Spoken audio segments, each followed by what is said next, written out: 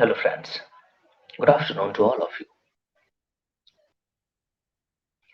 The very recent development, that is a scheduled visit of Indian Foreign Minister Dr. S. Jaishankar to Iran.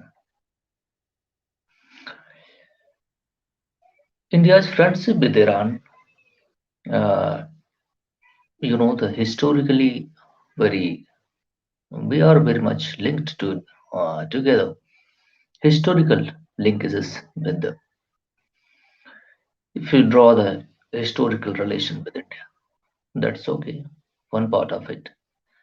But after 47, uh, we were the very close, um, just as a neighbor.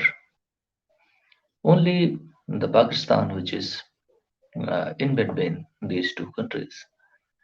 But we are still very much closely linked together. We have economic relation, people to people linkages. Even culturally, we are very much linked. Uh, since if you draw some linkages with history, many peoples from Iran called Persia before was coming to India, and culturally we are uh, very much linked. And some words we are using right now in Persian language as well in current India right now. So we are very much linked together, and we value our relationship. And proportionally, Iran does equally. Uh, and we link our economic relationship.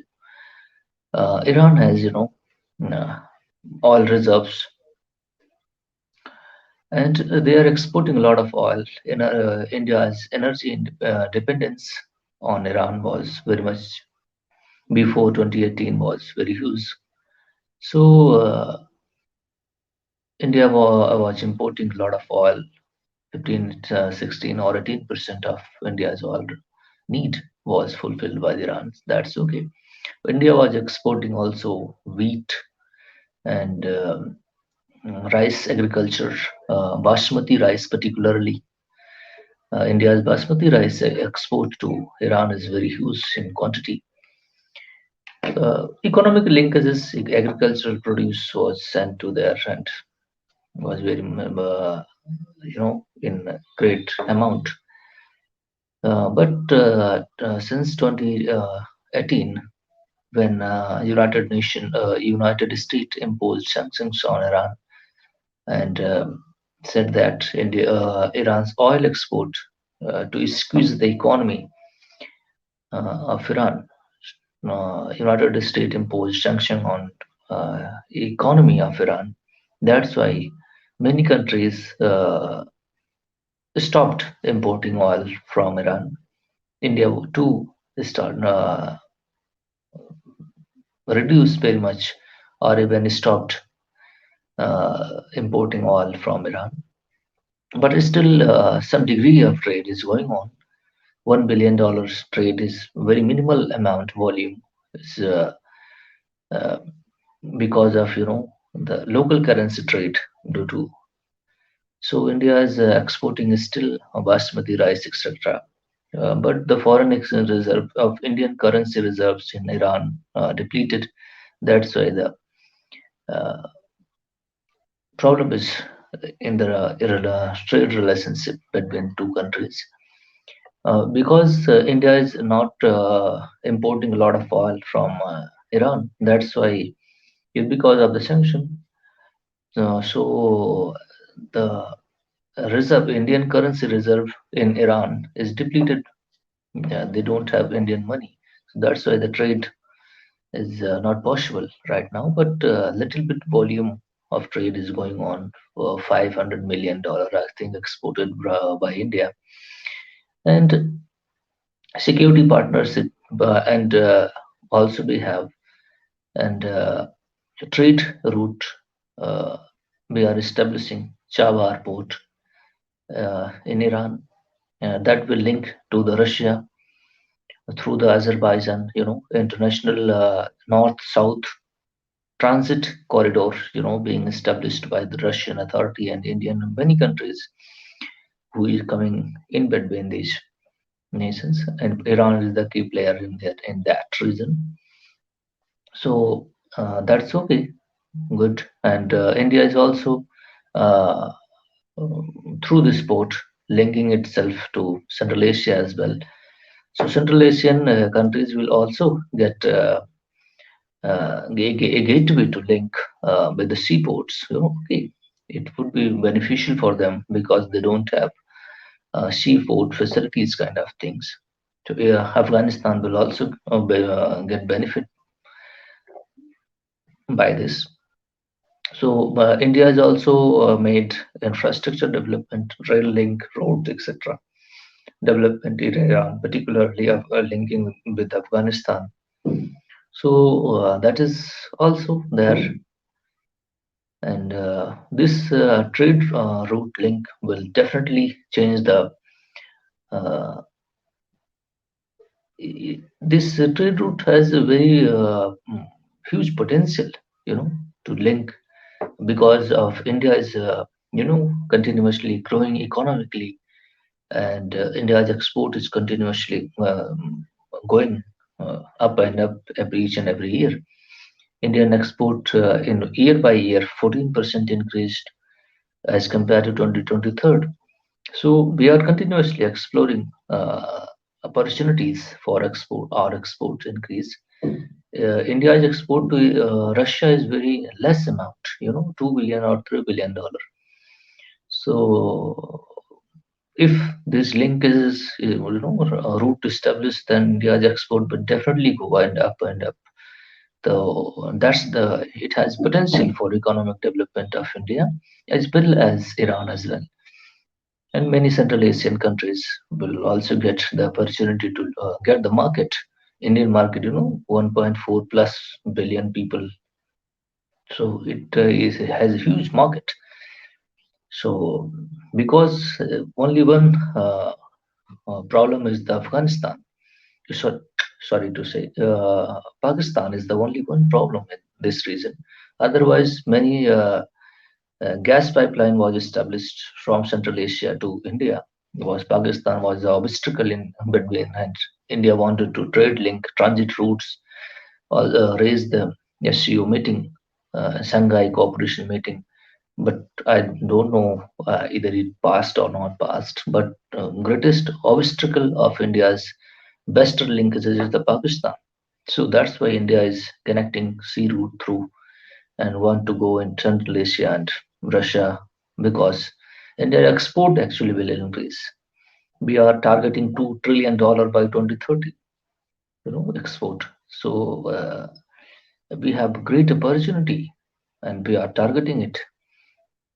We have achieved export of $775 billion, you know, in which the merchandise trade is particularly $450 billion right now, and rest the service export. So, and we have a future target as well for export. We are searching the market. We are linking uh, Afghanistan, African countries greatly. So politically, we have also been investing in Afghanistan, Africa as well through the Voice of Global South. Very recently in February 2023, I think India called a meeting. 2022nd, I think, was the year. 22nd was the year in which Voice of Global South India conducted, in which 100 plus countries participated, particularly the African nations was participating. So we are politically, moving ahead with these countries and searching for market to increase our export. So that's the prism of India's economy. And my second topic of discussion today is ongoing sea route attack by the Houthis on the shipping routes in Red Sea.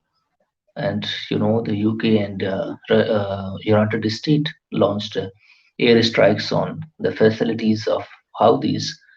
So that's the flaring up point. I don't know which way uh, the development will go. Uh, how these calling revenge they will take against the United States and UK forces. So in retaliation, also they will again strike, and it may be a full-fledged war can occur if the thing couldn't get controlled by uh, the destabilizing forces in the region. And third one topic is the genocide attempt, accusation of genocidal attempt by Israel against the Palestine, the South Africa raised. And the discussion is going on in the ICJ, International Criminal Court of Justice. Sorry, International Court of Justice. International Court of Justice is criminal court is different thing, and word court is different thing, which is a UN body, the United Nation. Sole justice system, ICJ, International Court of Justice. You know, so that is the discussion is going on since 2 days. But what would be the consequences, result, uh, announcement when the judges will make pronouncement of their judgment? I will tell you about everything development which may occur in 1 or 2 days. So I will tell you about great details of their judgments. Either they definitely what is going on is unacceptable to you know it may have Israelis also know that it is against basic human rights, but the Hamas, the key player who is uh, the main reagent which led to this development is mm, he wants to flash out all the uh, terrorist organizations who is working in this region. That's why Israel is fighting. But the Palestinian who is suffering uh, is very painful thing. And in my idea, the countries who is around these, Palestine countries around this Gaza Strip should allow, like just like Egypt, Jordan kind of countries should have allowed it for to the Palestinian to come their territory after the war ended between these two Hamas and Israel forces. Then they may have allowed it to return to their Palestine and Gaza territory. That's they stopped. Israel is stopped their coming to Israel, on Jordan also stopped. They not willing to uh, import more immigrant to their countries. So it was a chaotic condition, and peoples, and particularly children and women, are suffering. Don't see the people suffering, human suffering, at any religious angle. Okay, human is a human, whoever on the earth. Uh, Everybody knows that what is right, what is wrong, and Egypt and Jordan should must have to accept these people in their territory. It may have issued some cards, some identification cards, so that after the war ended, they may have returned into the Gazan territory.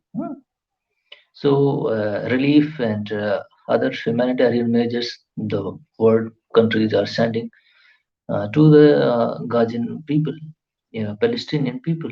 Uh, they may get relief just like the Ukrainian when Russia launched its a special military operation against the Ukrainian. The citizens started, you know, leaving country and started fleeing to the other country. And many Poland kind of countries, bordering countries of Ukraine, facilitated, and they welcome many countries welcomed their uh, yeah, as an immigrant, refugee kind, you can choose the word.